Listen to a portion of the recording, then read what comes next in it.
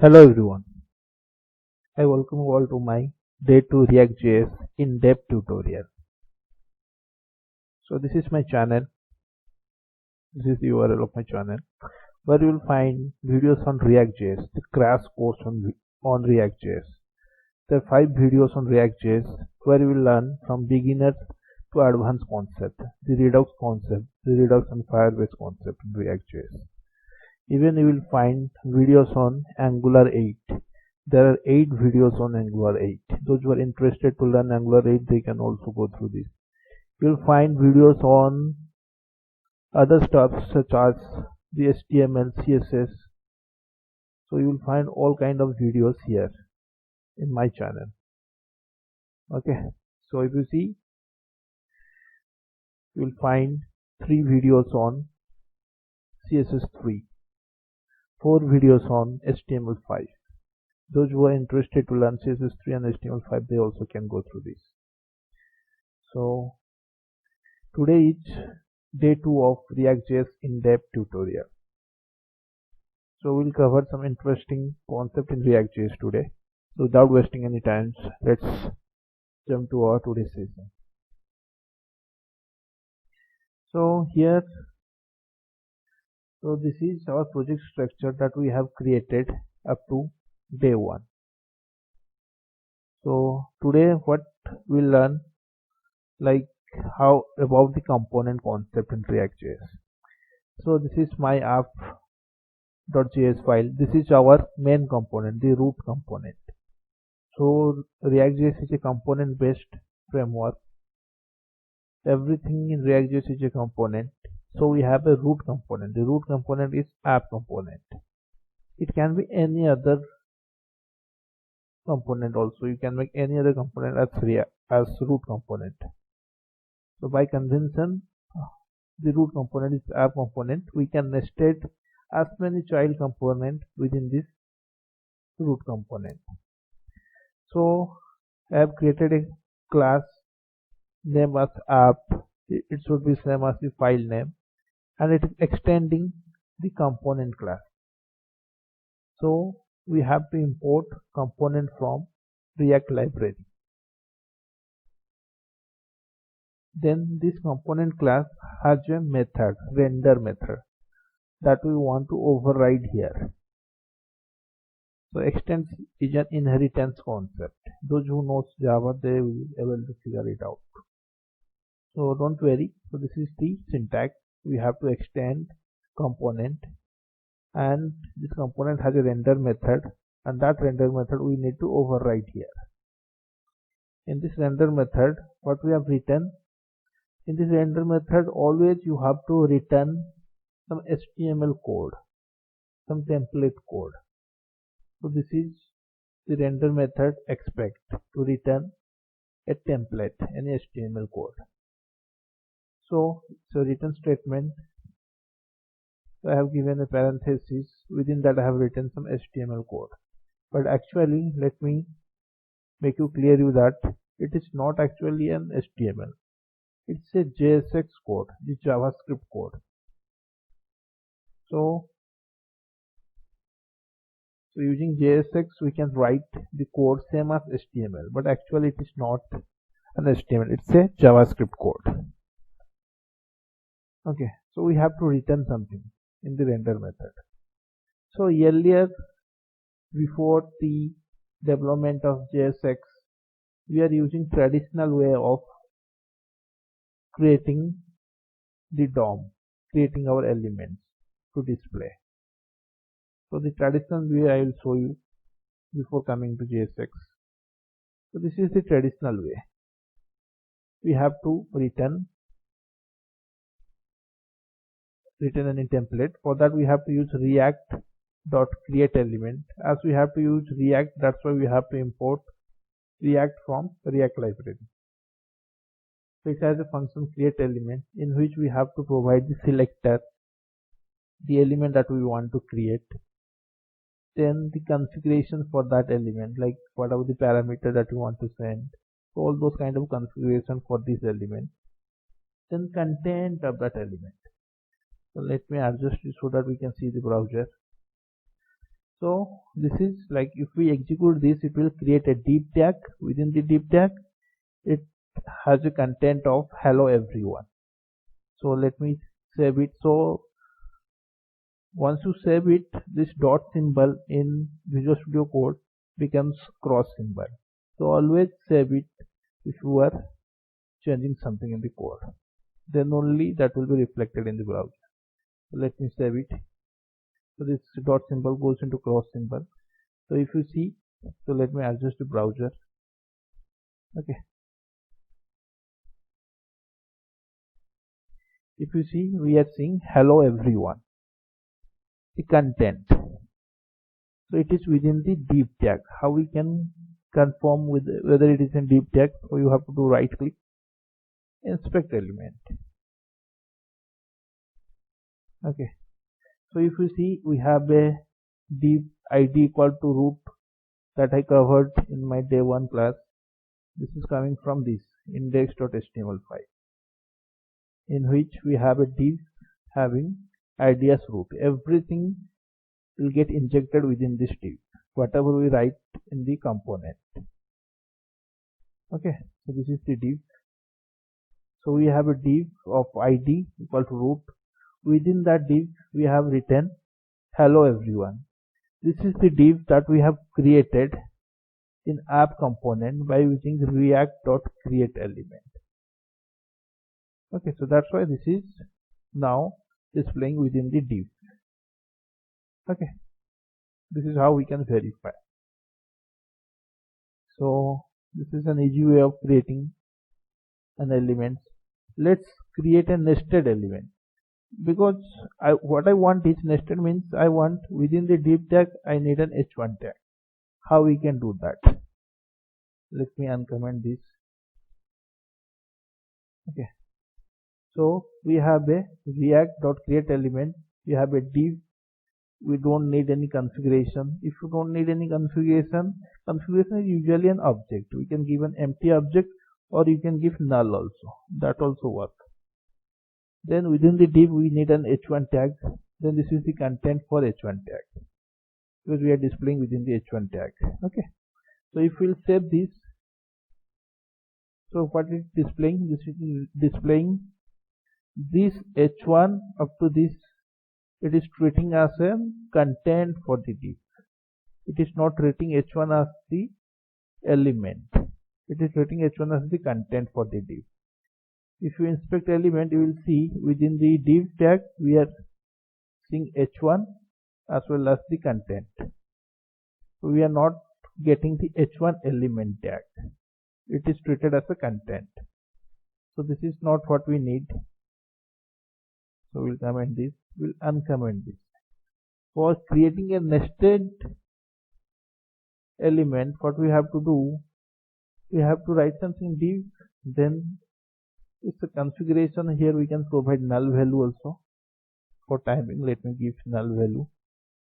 I don't want any configuration.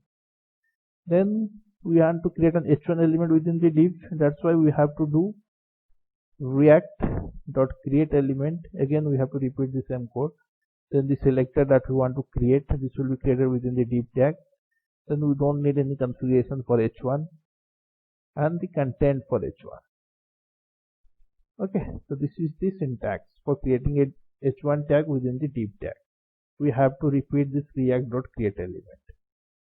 If you want to nested another element within the h1, then we have to write a react.createElement here. Or if you want to write another p tag within the div tag, then we have to write here by using a comma the react.createElement p tag. So in this way we have to write this react.createElement every time, each time you create a new element. Okay, so let me save it. We'll see. Go to the browser.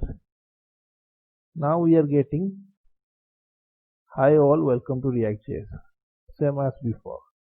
But here if we go to the inspect element, we'll see within the div tag we are getting h1 tag. Within the h1 tag we are getting the content. Now it's being rendered what we need. Then Let's come to the configuration part. If you see in our previous code, we have a class name of app. This class name we will find in app.css file. It is having a CSS of text align center. Means this content, whatever being displayed in browser, it should be in the center of the browser. So how we can apply this CSS class for the div? For applying the CSS class, what we have to do? We have to provide a configuration for the div. Then it's an object configuration object having a property and a key value. So we want to provide a class. So you have to write class name colon the name of the class within the quote app. This is the app class. It is referring to this app class. Okay.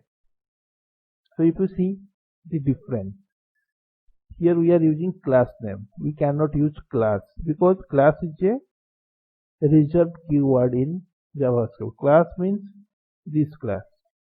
That's why we cannot use class here. We should use class name. If we'll save it, then whatever the CSS being written within this class, means text align center, that will be applied to this div tag. So the content will be in the middle of the div tag, at the center of the div tag. Let me save it. We'll see now the content gets shifted to the center. Okay. If you see now the div tag is having a class of app. Although we are providing class name here as app, it is being added as our normal CSS class equal to app, and this is the CSS property text align center. If you disable, it will be shifted to the left. Enable, it will be shifted to the right. So this is the CSS applied to our div tag. So this is how we can pass the configuration data. This is how we can write the complex code also. And it is not like that we have to provide here any HTML tag. We can provide the component, our custom component name here also. If you provide the custom component name, it will render our custom component. Okay. So here there is a problem. So what is the problem? What is the issue? The issue is if you have to. Okay, so let me adjust a little bit. Okay, so if you have to nested more HTML elements, then we have to write react.createElement a number of times, and that is like an hectic one and a cumbersome task. To avoid this nesting concept, to make the nesting concept easy, and to avoid the repeating of react.createElement, we have to use JSX code in React.js. Okay, so this is how we have to write the JSX code. Let me comment this. So this is the JSX code that was earlier present. Okay, so in JSX code we won't use react.createElement. We'll write just like our HTML code. Okay, so it's easy to nested our element. So you can nested as many elements as possible as you required. So you don't have to write react.createElement every time. So this make our task simpler. Okay, and if you see, we have to provide the class name as app, same as we have provided within the configuration object. So now we are not using react.createElement, but we have to import React from React library. Why we need to import this React? So it is needed because although we are using JSX code, but this JSX code get compiled to react.createElement internally. So as it is compiling to this react.createElement, means this entire code will get compiled to this one, whatever we have written at the end. So that's why we need this React. We need this React to be imported, even though we are working with the JSX code. Right guys, so let me save it. We will see the same output. Okay, no changes. So within the div tag we have a class applied as app class is applied to the div. Within the div tag we have h1 tag. Our entire thing will be within the div of id equal to root. Okay, so this is how we can create a component. For creating a component we have to import component, we have to extend component, we have to override a render method. In the render method we have to return some JSX code. Okay, and we have given this parenthesis for writing a multiple line. Without parenthesis also it will work. So let me remove parenthesis. So I will show all the possible ways so that we will be smart enough to use whatever we like.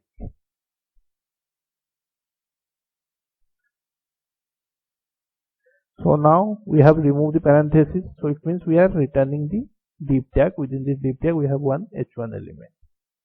Save it, we'll see the same output, no changes. So div of class app, then within that h1 element. Okay. So, but usually I prefer to give parenthesis. So I prefer that's an easy way of writing. Okay. So what next? Okay, up to this. So let's see another way of creating the component. This is one way, by extending the component. Another way of creating the component by using function. What do we mean by functional component? We'll see that. So I already have created that. So in the src folder I have created another folder employee.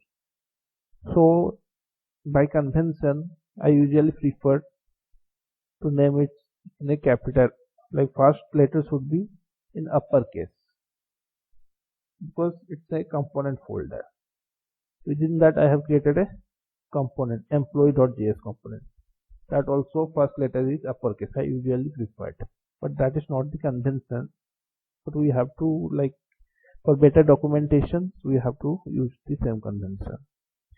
So here what I am doing, I have created component using the function concept. So let me comment this. This is somewhat like bothering you. I will make this easy for you. So what we can do, function, then any name. So we usually prefer the name as same as the file name. So it should be in small letters, in lowercase, because it's a function name. Then as it is a function, we have to give the function body. Within this function we have to return the element JSX code. Okay, we have to give parenthesis. Then I will return one p element having content I am an employee. So this is how we can create a component by using the function concept. Whatever you have created, that you have to export also, so that it will be reused, so that it will be imported. So if you on save, if you see, we won't see any impact in the UI, we won't see any changes, because we have not referred this employee component anywhere. So for whatever the component that you are creating, that we have to refer in our app component, because app is the root component which is being rendered. So within the app component we will nested the employee component. For that we have to import the employee. Import that, as we have to import, that's why we have export the employee here. Import employee. So here point to remember is this should be in caps, whatever you are importing from. Then we will go to the employee folder dot slash employee folder, then employee. Within the employee folder we have employee.js. We don't have to add JS because it will be automatically added by the build workflow. Okay. then we have to use this custom component within our app component.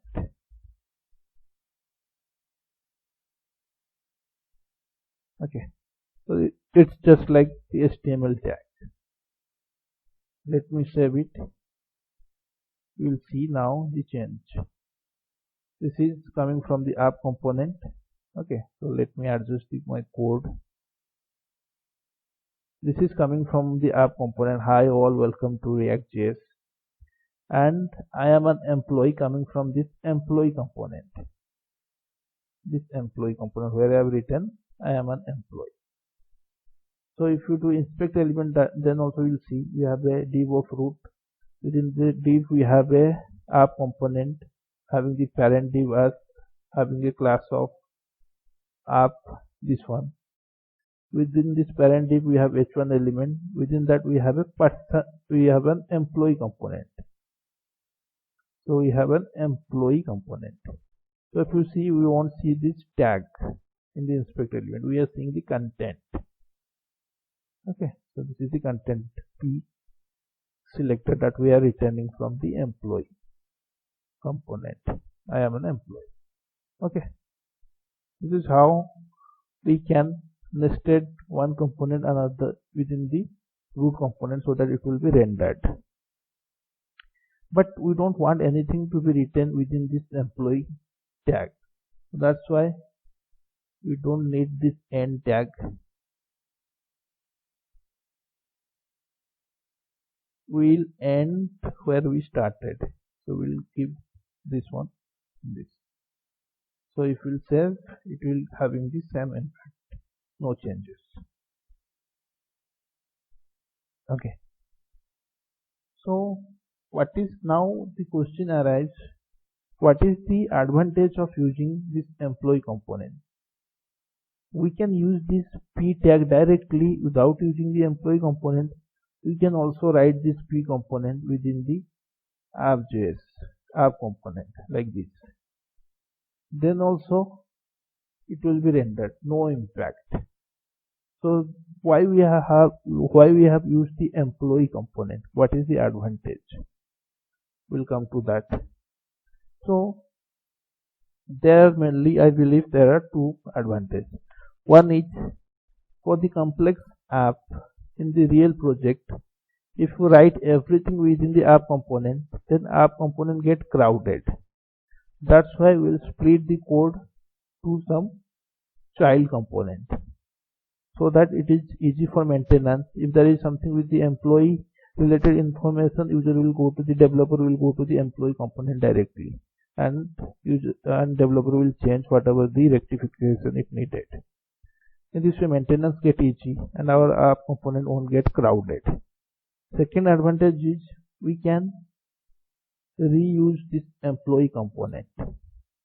Reuse means if you need this employee component in some other component, then we have to import this employee, then we have to use this tag as we have used in app component. Let's suppose we need to reuse this employee component for 3 times in this app component. Then how we can do? We have to write this employee component 3 times. So let me save. You'll see I am an employee 3 times. In this way the reusability feature get access. So we are using an app component. We can use in some other component also, this employee component. Wherever we need, we can utilize this. We can reusable the code written in employee component. So reusability is one of the important concepts. If we are writing everything in some small components, we can reuse that. Okay. So I want to mention my age here, the employee age, and that age should be generated dynamically. How we can do? I will write I am an employee and I am math.floor.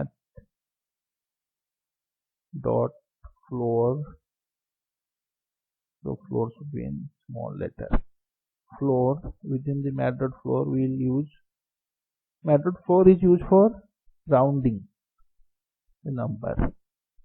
Math.random for random generated number. Then whatever the random generated number we will multiply with, let's suppose 20, and I will write years old. So whatever the value this random generated code will give, that is the years of that employee. That many years the employee is older. So we'll save that. So if you see here, it is writing the same as it is, math.floor, math.random. Instead of calculating this, it is not calculating this math.random. It is treating this as a content, this as a text. So here is the new concept. If you want to write something using the JavaScript, if there is any JavaScript expression, some calculation expression or function call or any JavaScript expression, we have to write within the curly braces like this. Within the single curly braces we have written our JavaScript expression. Okay. In this way it will get calculated. Let me save it. You will see. Now it is getting calculated. I am an employee and I am 14 years old. It's a random generated code, so that's why it is randomly generating the age. In this way we can display the dynamic content by using these curly braces. So within these curly braces we can able to write only a single line. We cannot write multiple lines, multiple JavaScript expressions. If you want to write multiple expressions, what we have to do? We have to write one function here, and we will call this function within this curly braces, and that function will do the multiple lines of business logic. Okay. So this is the way we can create our functional component. Let me refresh here. Okay. So why I am doing this, I will let you know. So this way we can create a function component by using function, then any name. It should be usually named same as the file name. But this is an older approach of creating the functional component. The new approach is ES6 approach is using the arrow function. We'll see here. So I am having a constant variable. It's a constant because we don't have to reset it, we don't have to initialize it.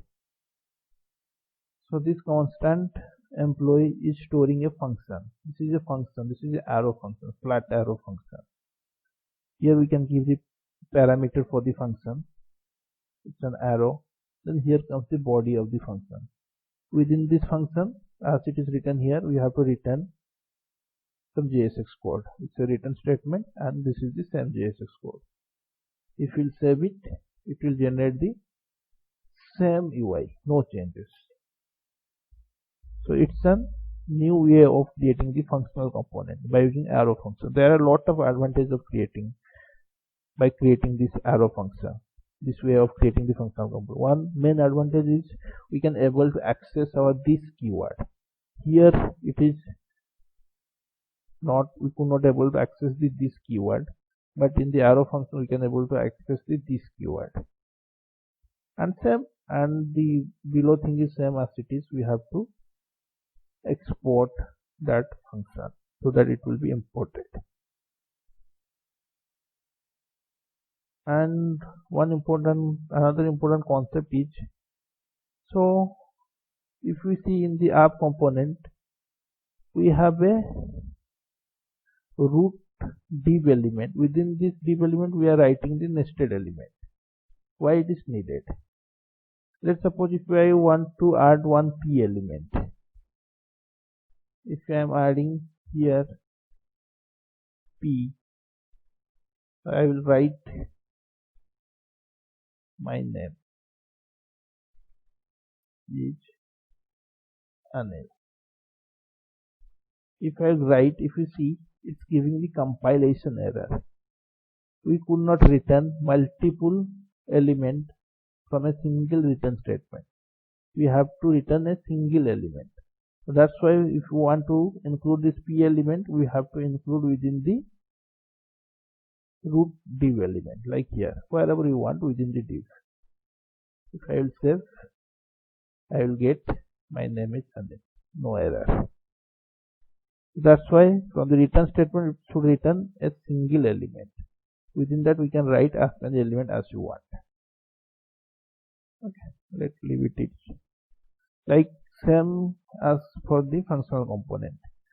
If you want to return another h1 element here,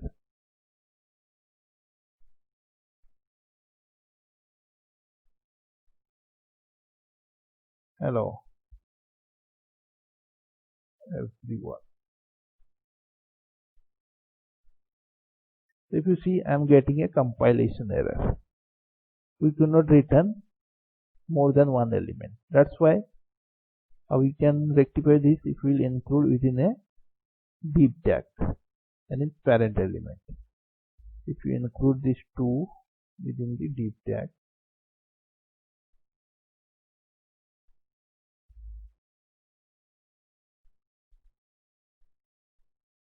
let me indent it. Let me adjust its spaces. Indentation is important thing for better readability. So let me save it. You'll see I am an employee and hello everyone. I am an employee, hello everyone. It is repeated 3 times. Why it is repeated 3 times? Because we have included 3 employee component. Okay. So in this way, like if you want to write multiple lines, we have to include that within the parent div. It's applicable to class component as well as to the functional component. This class component is called as stateful component and this functional component is called as stateless component. What do you mean by state and what do you mean by stateful and stateless? We will come to that in my next video. This is also named as presentation component, stateful component, smart component. Sorry, I am mistaken. So this is named as, this is also called as smart component, stateful component and container component. Why container? Because it is containing other component, the child component. That's why it is also called container component. Why it is called stateful component? We will come to that when we discuss state. And this functional component is called as stateless component, presentation component and dump component. Why it is called presentation component? Because it is presenting the UI. It is not containing any other element.